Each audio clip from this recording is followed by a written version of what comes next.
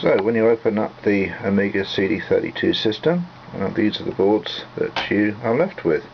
This is the daughter board, which is actually supplied inside a metal enclosure for the CD unit. There's of course the main motherboard and another little daughter board which controls the volume.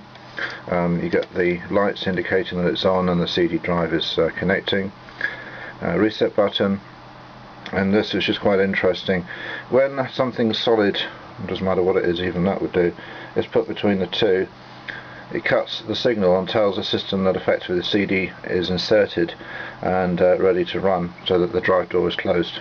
So put something solid between there, and that will automatically run the CD. RF box of course can be removed. We don't want that, it will cause additional interference. The power jack, again, we can connect directly. It uses 5 volts and 12 volts. That's the on-off power switch, and of course the composite audio lines down here.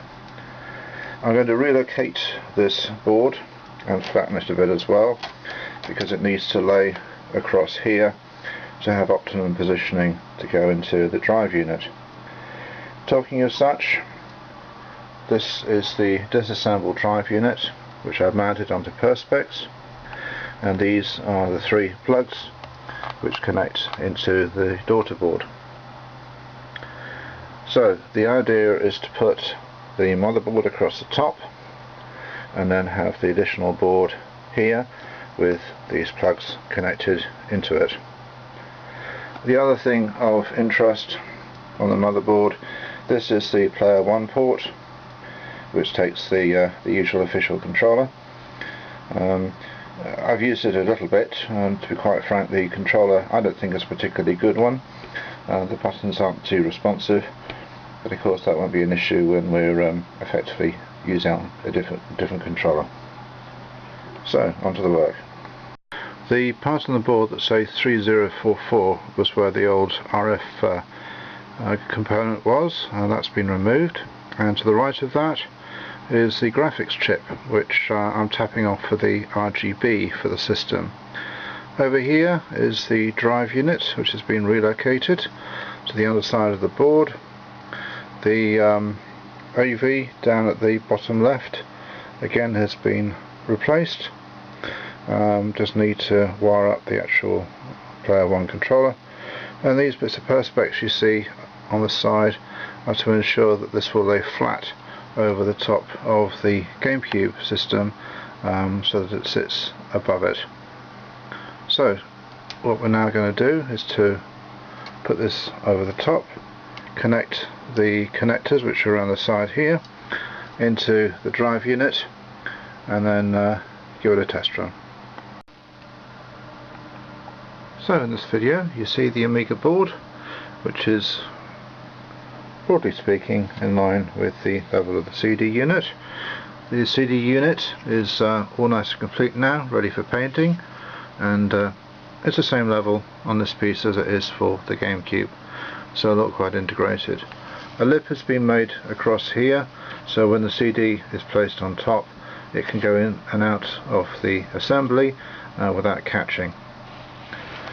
On the Amiga board, the only thing I need to do is to connect the controller, but I've also already got the pin out ready for doing this. In any case, you see with the Amiga board there's not a great deal of distance between this and the fans for the GameCube. However, it's all been positioned and tested so that there aren't any shorts. So this is the standard controller for the Amiga system.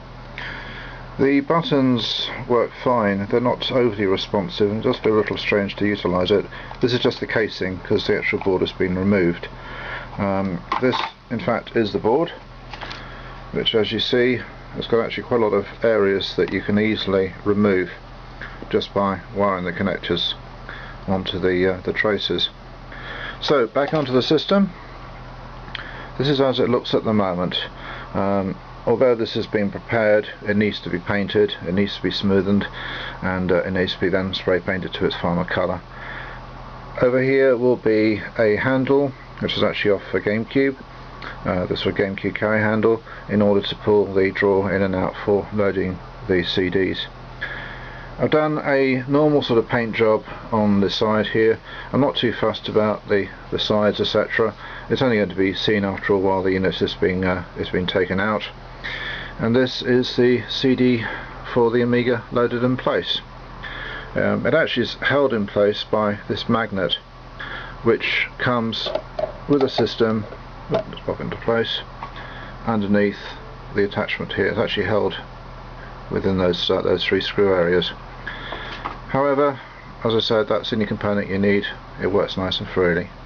I'm going to show the Amiga system working with the master controller, something to look forward to, where it's going to run not only this system but also the GameCube independently. So that'll be on another video.